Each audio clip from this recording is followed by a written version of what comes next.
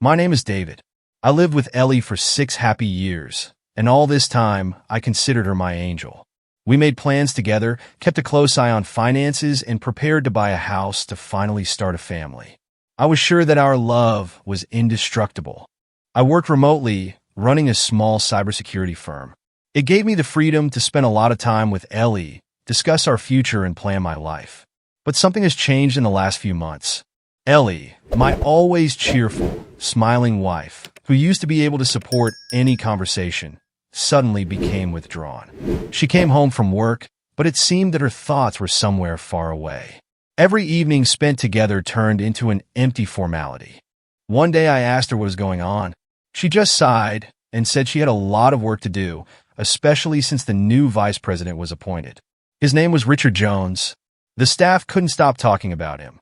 A graduate of a prestigious university, charismatic and confident. Ellie seemed nervous when she mentioned him. "He's a real tyrant," she said, throwing her bag on the table. "He constantly demands reports, convenes unscheduled meetings. Fatigue takes its toll, that's all." I tried to support her by offering to relax, go to a restaurant, or spend the evening watching her favorite show. But more and more often, she went straight to the bedroom after dinner. Sometimes she didn't even want to talk, even when I brought her favorite flowers, hoping to see a smile on her face. One evening, when I was cooking dinner, Ellie mentioned that she might soon be transferred to another department. She finally submitted the documents for the transfer. There was a flash of joy on her face, but it quickly disappeared when she started talking about her boss. I felt that something was wrong, but I didn't know how to ask about it. A week later, Ellie came home late again. I made dinner, but she didn't touch it. She just said she was tired. Skipping the usual conversation about our day, she went straight to the bedroom. I couldn't sleep that night. My thoughts were spinning chaotically around everything I had noticed in recent months. Coldness, her frequent business trips, constant tension. Something was definitely wrong. The next day, she told me that she was going on a business trip with Richard to California. Just the two of them. That strange burning sensation flared up in my chest again. 6 months ago, I wouldn't have thought of anything like that, but now, everything seemed different. She was on a trip with a man who was clearly causing her tension, not just at work. On the day of her departure, I decided to make a surprise.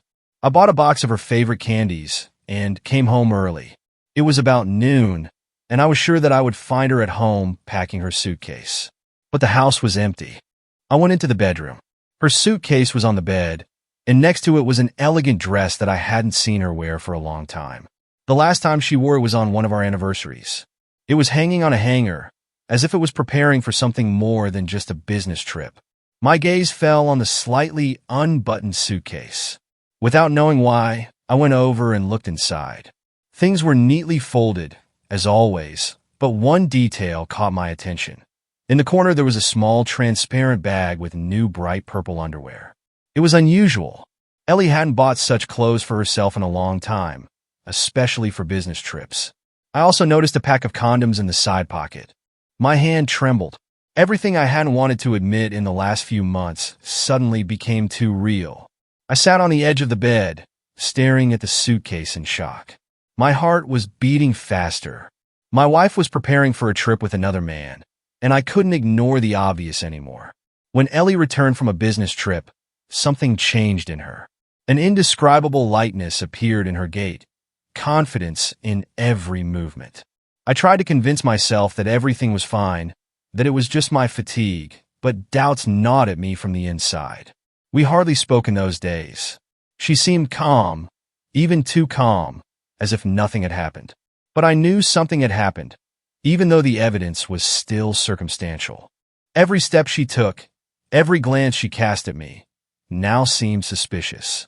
The phone became her constant companion. She never let it out of her sight, and often went to another room to answer messages. Thoughts haunted me, tearing my mind apart. I tried to be restrained, but every day my anxiety grew. In the evenings, when she was sitting on the couch, I could feel her distance. We were in the same space, but it seemed like we were in different worlds. One evening, when she was alone with her phone again, I decided I couldn't take it anymore. I went up to her and asked, "Ellie, what's going on?" She looked up from the screen, surprised for a second, Then her face turned cold and indifferent. "Nothing, David. It's all right. I'm just a little tired." Her voice sounded distant, as if she was talking to a stranger and not to me. But I couldn't believe those words anymore. "Then why are you always so tense? You hide your phone from me? You leave to talk in private? This is not normal."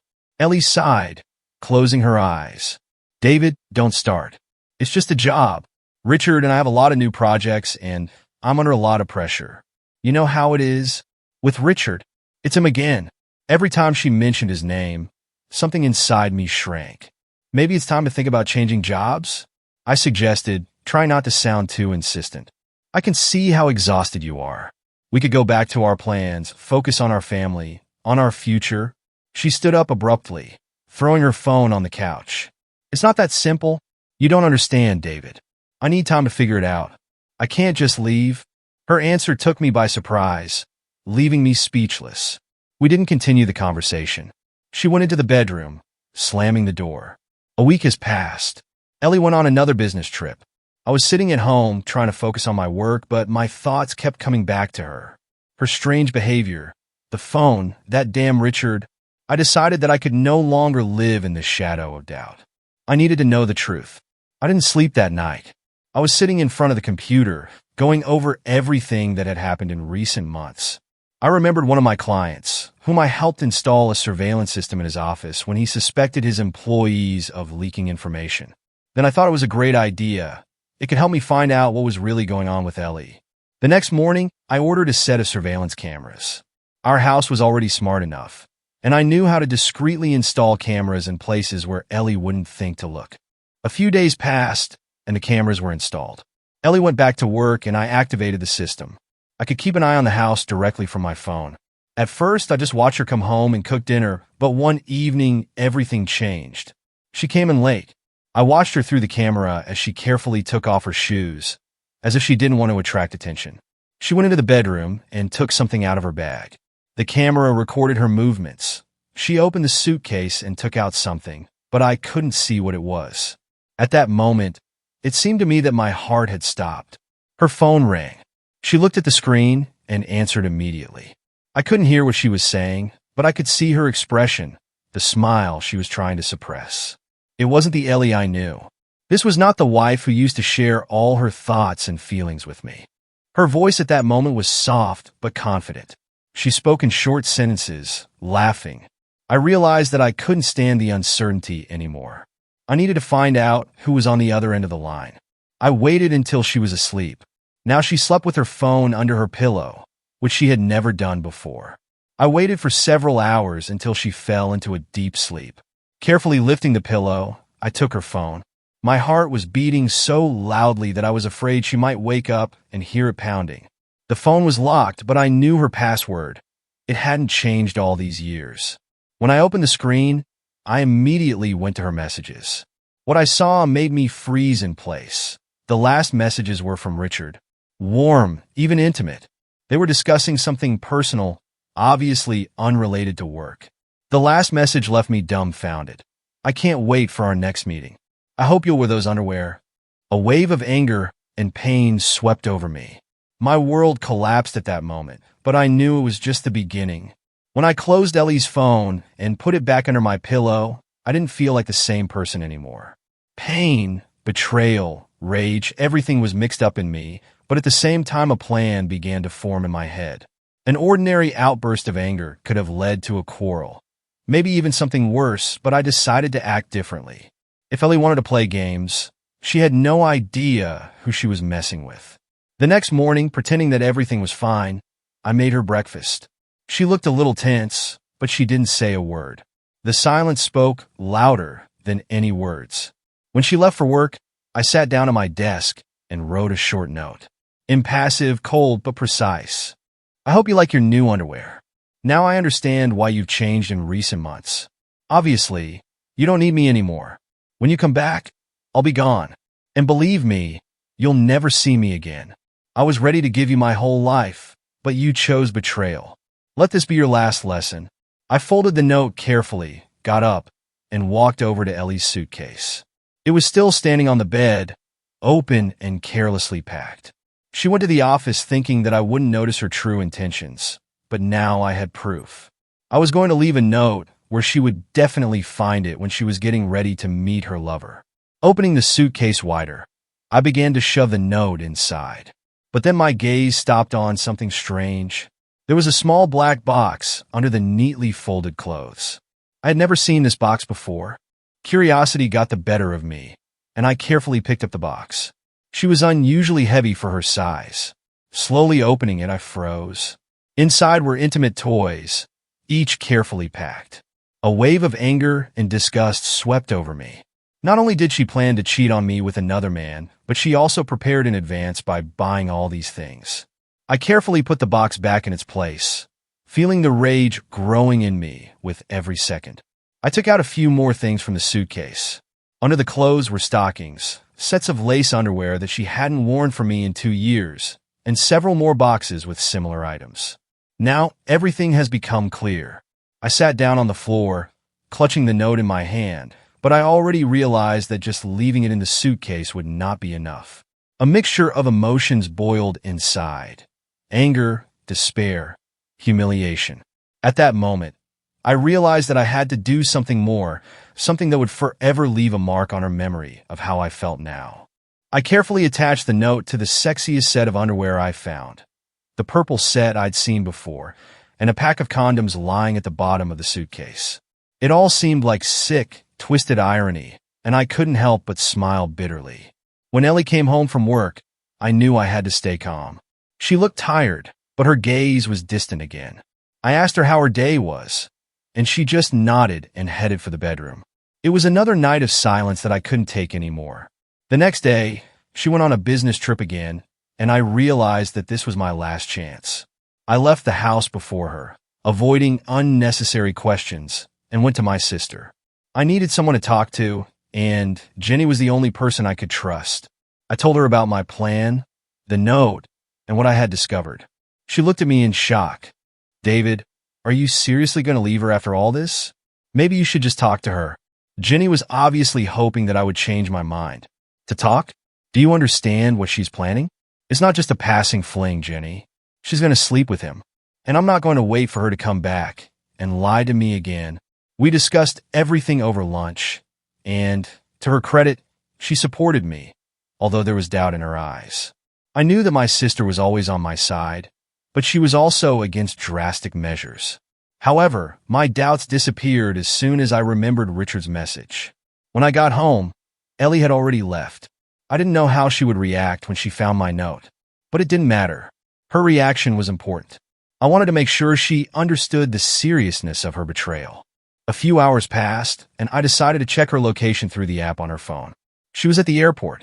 I imagined her sitting there with a suitcase with my ticking bomb note inside. My head was filled with tension. As night fell, I received a message from her. A short but intense. "Are you at home? How are you?" I felt that something was wrong. It was a strange message. She never asked about my condition in such situations. I replied, "It's okay. How are you?" A few minutes later, her next message came. "We need to talk when I get back." I realized that she had already found my note. Apparently, she opened the suitcase earlier than I expected. But now the game was starting on my terms. I did not answer. Let him suffer in his doubts. A few more hours passed, and the phone vibrated. She called. I didn't answer. "Another message has arrived. David, I found your note. We need to talk. It's not what you think." Of course, it wasn't what I thought. She tried to justify herself, knowing that her lies could collapse. I knew that right now her mind was filled with panic and fear. My confidence grew. Another call, then a third. I still haven't answered. She sent another message. "Please give me a chance to explain. I love you. This is a misunderstanding." But everything was already clear to me. I cornered her, where she could no longer manipulate the situation. Now she wasn't in control of the game. I was in control. Her attempts to contact me continued late into the night. I sat in the dark, staring at the phone screen, waiting for her next move. But her words no longer mattered. My life with Ellie was over, and I was ready to put an end to it. I didn't know what would happen next, but I knew one thing. Morning would come for her with the heavy realization that she had destroyed everything we had. Ellie returned home a day earlier than planned. I realized that her trip had been shortened when I saw her car in the driveway, even though there were still a few hours left before the scheduled return. But I was ready. The previous night passed in silence on my part. She called, texted, tried to explain, but I didn't give her a chance to contact me. When I heard the keys turn in the lock, my heart began to beat with renewed vigor. The door opened and she walked in slowly, as if on tiptoe, afraid to break the silence. Her face was tired and her eyes were red from crying, but I didn't feel sorry for her. I needed to hear the truth. She stopped on the threshold when she saw me sitting in a chair opposite the entrance. Our eyes met. She didn't say a word. My hands were clutching a glass of whiskey, but I didn't drink it. It was an expectation. My every move was slow, controlled. "We need to talk," she finally gasped, her voice low, almost broken. "Of course," I replied calmly, without emotion. She slowly sat down in front of me, as if it was some kind of nightmare. I looked at her, as if she were a stranger. Everything that had happened between us in recent months now looked completely different. I was waiting for her to start making excuses. "David, it was a misunderstanding." Her voice trembled, and she reached for my hand, but I coldly pulled away, rejecting her touch. "A misunderstanding?" I couldn't hide the sarcasm in my voice. "Do you call this a misunderstanding?" Her eyes filled with tears, but I didn't care. They were not tears of pain or remorse. They were tears of fear. She was afraid of losing me, afraid of what had already become inevitable. "Please listen to me," she continued, nervously clenching her fists. "Nothing happened. I didn't cheat on you. I don't know how to explain it." I raised my eyebrows, waiting for him to continue. She looked confused, as if the words she wanted to say were stuck in her throat. "You don't know how to explain it?" I repeated, staring at her intently. "Then why don't you try telling me what you were doing with Richard? Why did you lie to me? Why did you pack that laundry?" These questions hit her like blows, and she flinched as if I had really hit her. She slowly lowered her head, averting her gaze. "It was a mistake," she whispered, but her voice was shaking. "I shouldn't have. I just wanted to feel confident. I didn't know it would go this far." I felt a wave of anger rise in my chest. She kept talking, as if each of her answers was an attempt to grab onto something that could fix everything. But there was nothing left to fix. "You were going to meet him," I said, getting up from my chair. "You were going to cheat on me?" She jumped up, her eyes wide with panic. She shook her head, taking a step towards me. "No, David, it's not like that. I wanted to stop. I was gonna come back." She grabbed my hands, trying to hold me down. "I love you. Don't you understand? I wanted to fix everything, but I got confused." I pulled my hands out of her grasp, taking a step back. Her words sounded empty. I couldn't believe her anymore. "Fix everything?" I grinned, but it wasn't a laugh of mirth. "Fix what? You've already ruined everything, Ellie." Her face contorted in pain. I could see her clasping her hands, as if trying to find words that could change the course of events. But nothing she could say mattered anymore. "I wanted to come back to you." Her voice trembled even more. "I understood everything as soon as I left that hotel. I didn't mean it, I swear. It was a mistake. He manipulated me. I thought it would help us. Help us?" I took another step back, looking at her as if she were a stranger. "Ellie, you were going to sleep with him. Is that what you call helping us?" She clenched her fists, tears streaming down her face as she almost screamed. "Yes," she screamed as if trying to justify herself. "I didn't want this, but I thought if that happens, everything will change." I was so confused, David. I didn't know how to fix our lives. I looked at her, not understanding how the person I loved turned into this. She stood in front of me, ready to admit her fall, but still trying to save something that had already died. "You made a mistake, Ellie," I said quietly but firmly. "And now you realize that this mistake cannot be fixed." She lowered her arms as if she no longer had the strength to fight. Her shoulders slumped. Her gaze went blank. She knew it was over.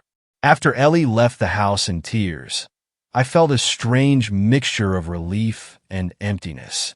She tried to justify herself, tried to make me feel sorry for her again, but I remained adamant. Our marriage was ruined by her betrayal, and no words could change that. However, despite the outward calmness, I was seething with rage inside.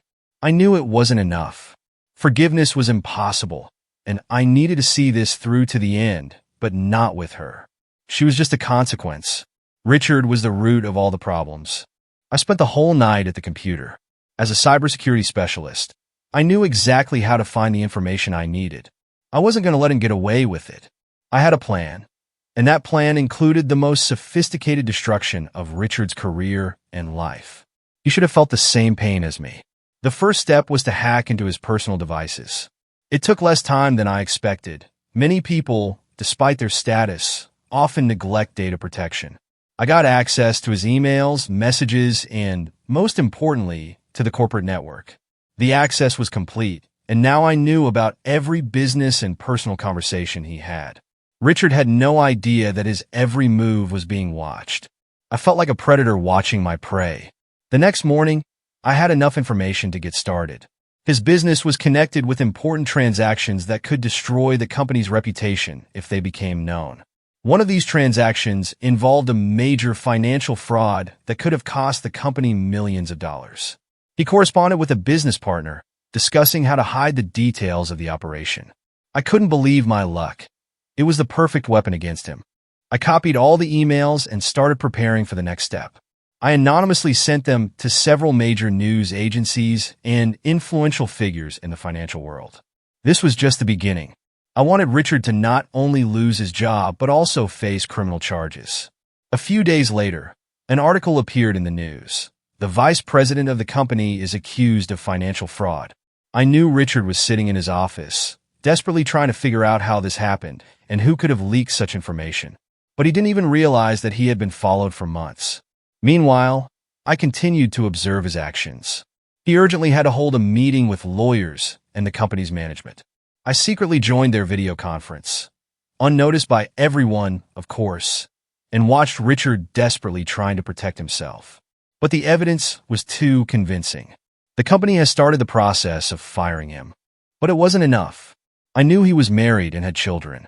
I found their contacts on his phone and, using his own messages, sent excerpts of his private conversations with the women he slept with to his wife and friends. The messages were so compromising that his marriage, like mine, began to fall apart before my eyes. Late in the evening, I received a message from Richard. He was trying to figure out who was behind the leak. His words were full of panic when he wrote to one of his colleagues, saying that he did not understand how all this could have happened. He knew his career was in jeopardy, but he still didn't realize the full extent of the disaster. The next day, I decided to strike the last blow. I hacked into his bank account and transferred small amounts to several offshore accounts to make it look like an attempt to hide the funds. In the company's documents, it would look like he was embezzling money. A few hours later, I received a notification that an investigation into his financial activities had begun. A week later, Richard was arrested. News cameras showed him being led out of the office in handcuffs, his face haggard and defeated. Everything he had been building for years collapsed in a few days. His wife filed for divorce. The company fired him without severance pay, and his whole life seemed to spin out of control. He was broke. I watched all this on TV with a cold sense of satisfaction. But it wasn't just revenge. It was a lesson for anyone who thought they could ruin someone's life without consequences. This is the end of today's story. If you liked it, don't forget to like and leave a comment. Your feedback helps the algorithms promote my videos. If this is your first time here, don't forget to subscribe to the channel. It helps me keep creating new stories for you. Thanks for watching to the end, and see you in the next video.